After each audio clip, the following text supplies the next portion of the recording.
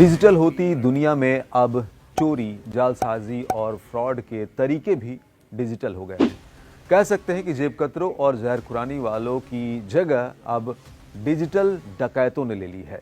Digital crime की दुनिया में डिजिटल अरेस्ट और डीप फेक जैसे शब्द बीते कुछ सालों में तेजी से चर्चा में आए हैं और किसी महामारी की तरह ये पूरी दुनिया में अपना पैर पसार चुके हैं।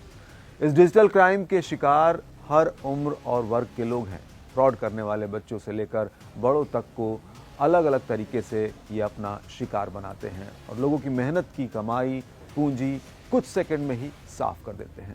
पहले होने वाले सामान्य चोरी में कम से कम चोरों को मार खाने का तो डर रहता था। डिजिटल क्राइम में तो चोरों को किसी भी तरह का डर नहीं दिखता है। पहली बात तो इसमें चोर कहीं दूर सुरक्षित जगह पर बैठकर फ्रॉड करता है और दूसरा, अभी इससे जुड़े कानूनों में तमाम कमियां हैं। उनका भी फायदा चोरों को मिलता है और वो दूर एकदम सुरक्षित जगह पर बैठकर लोगों के लाखों करोड़ों रुपए साफ कर देते हैं।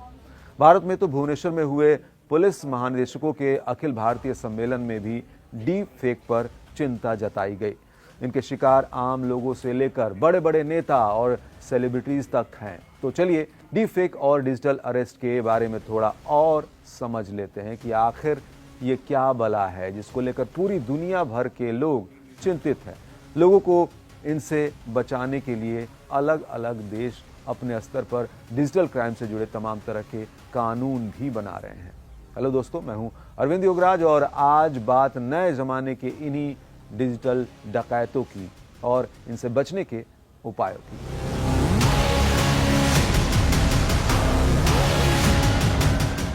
तो क्या है डिजिटल अरेस्ट? देखिए, ये ऑनलाइन धोखाधड़ी का बिल्कुल नया तरीका है। इसमें कुछ लोग खुद को पुलिस या कोई बड़ा सरकारी कर्मचारी बताकर लोगों को डराने की कोशिश करते हैं। ये ठग आपके स्मार्टफोन, कंप्यूटर या लैपटॉप के जरिए हर समय पीड़ित व्यक्ति की गतिविधि पर नजर रखते हैं कि वो क्या कर रहा है, कहाँ जा रहा है या किससे बातचीत कर रहा है। यहाँ तक कि आपसे ही कोई गलती कराकर आपके फ़ोन में एंटर कर जाते हैं और फ़ोन की मैपिंग करके अलग अलग तरह के फ्रॉड को अंजाम देते हैं। कई बार इसमें ठग आपको अनजान नंबर से कॉल या व्हाट्सएप करते हैं और police, CBI, try, narcotics, RBI या पुलिस अधिकारी बनकर बात करते हैं। ये लोग पीड़ित को इमोशनली और मेंटली टॉर्चर करते हैं। वे आपको बताते हैं कि आप क्रिमिनल हैं या आपके आधार कार्ड या मोबाइल नंबर का इस्तेमाल अवैध गतिविधियों में हो रहा है। इसके बाद ये ठग पीड़ित को पुलिस गिरफ्तारी का डर दिखाते हैं और इसी गिरफ्तारी से बचने के लिए लोग पैसे ट्रांसफ़र कर देते हैं क्योंकि दबाव उस तरह का बनाया जाता है। इनके झांसे में आए लोग अक्सर पैसे आसानी से ट्रांसफ़र भी कर देते हैं।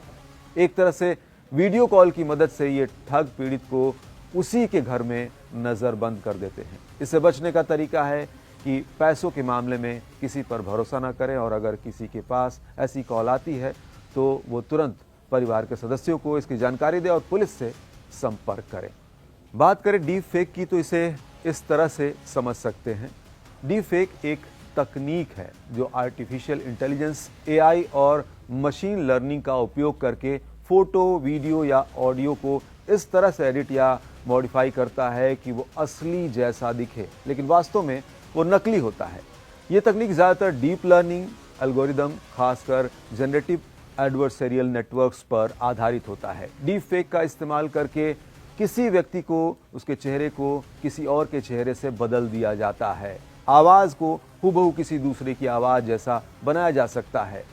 फेक वीडियो और ऑडियो तैयार किए जा सकते हैं। तो इस तरह के जरिए तमाम तरह के खतरे भी आते हैं, जैसे भ्रम फैलाना, झूठी खबरें या फर्जी वीडियो वायरल हो सकते हैं। ब्लैकमेल किया जा सकता है, किसी की छवि खराब करने या ब्लैकमेल करने के लिए इसका इस्तेमाल किया जा सकता है। गोपनीयता का उल्लंघन, बिना किसी की सहमति के किसी का चेहरा या आवाज़ का इस्तेमाल किया जा सकता है।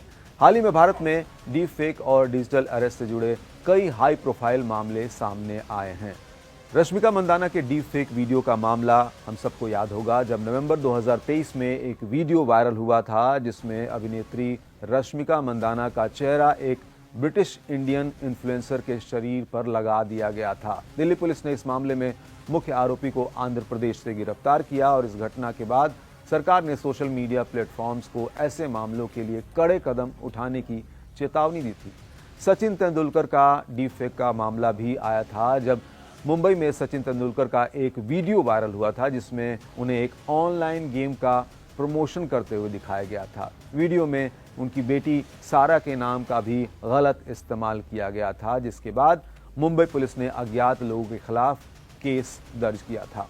डिजिटल अरेस्ट धोखाधड़ी के मामलों को भी देखें तो 2024 में नोएडा और दिल्ली में कई बड़े मामले सामने आए हैं।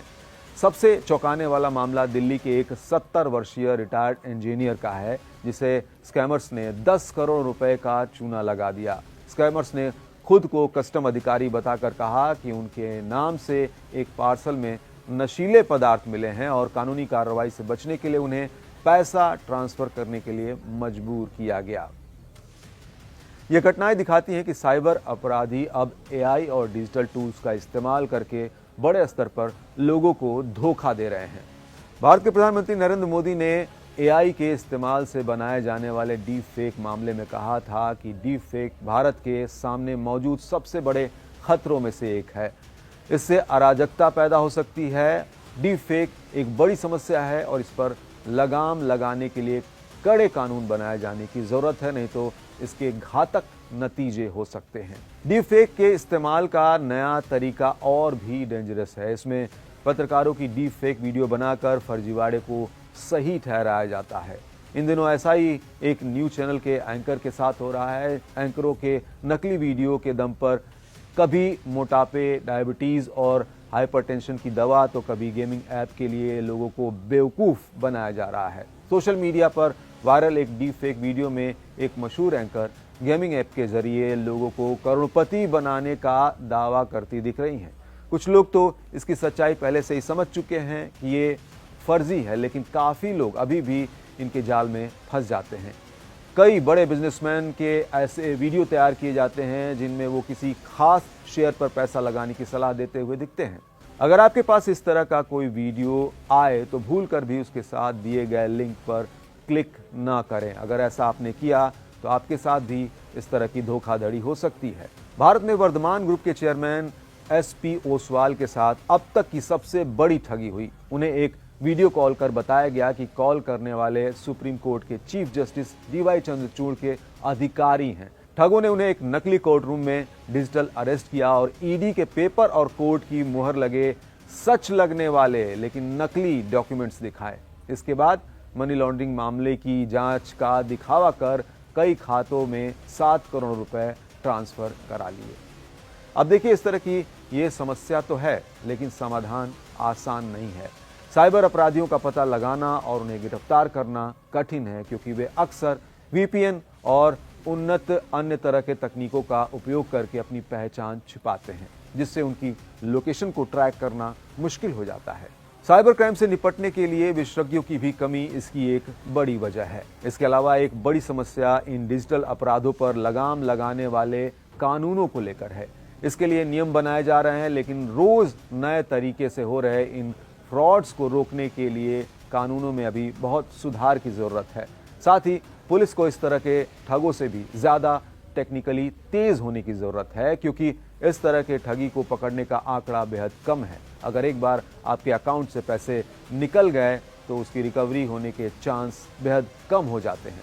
जरूरत है इसी पॉइंट पर प्रशासन को टेक्निकली स्ट्रांग होने की। इस लचर व्यवस्था को देखकर ही इसी साल नवंबर में डीप फेक से जुड़ी याचिका पर सुनवाई के दौरान दिल्ली हाईकोर्ट ने केंद्र सरकार से तीखे सवाल पूछे। हालांकि चीफ जस्टिस मनमोहन और जस्टिस तुषार राव गेडेला की पीठ ने कहा कि इस तकनीक पर रोक नहीं लगाई जा सकती, क्योंकि हमें एआई की जरूरत है। कोर्ट ने पूछा कि क्या केंद्र सरकार ने इन हाउस मैकेनिज्म स्थापित किया है या कोई कमेटी गठित की है।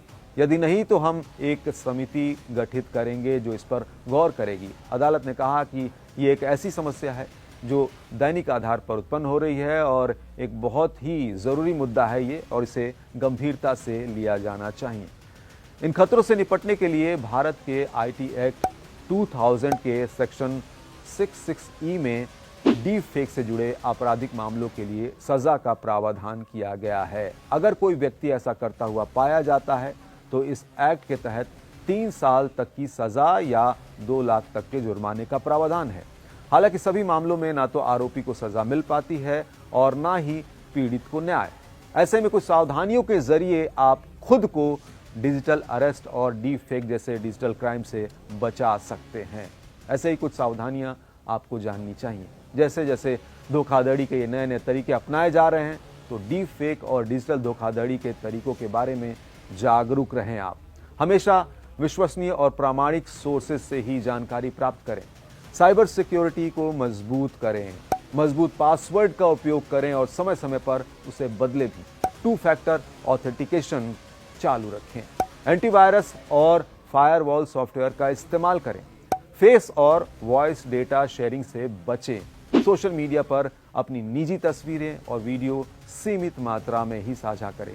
एआई ऐप्स या प्लेटफॉर्म्स पर अपनी आवाज रिकॉर्ड करने या चेहरा स्कैन करने से पहले उनकी प्राइवेसी पॉलिसी पढ़ें। डीप फेक की पहचान के लिए विशेष टूल्स का उपयोग करें, जैसे कि डीपवेयर स्कैनर या माइक्रोसॉफ्ट वीडियो ऑथेंटिकेटर। किसी भी संदिग्ध सामग्री या कॉल को अन्य स्रोतों से भी क्रॉस चेक करें।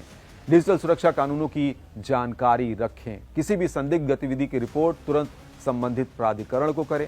किसी भी लिंक पर क्लिक करने से पहले उसका URL जांच लें। किसी भी अनजान व्यक्ति या संदेशों पर भरोसा ना करें। प्रोफेशनल्स की हेल्प लें। साइबर सिक्योरिटी विशेषज्ञों से परामर्श लें। साइबर इंश्योरेंस पॉलिसी पर भी विचार करें।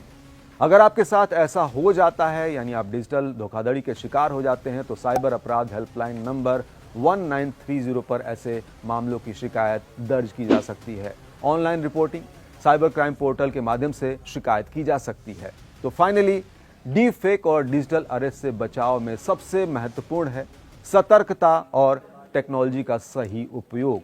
दूसरों के साथ हो रही धोखाधड़ी से सबक लेते हुए अभी से सावधानी बरतें। अपनी बारी का इंतजार ना करें।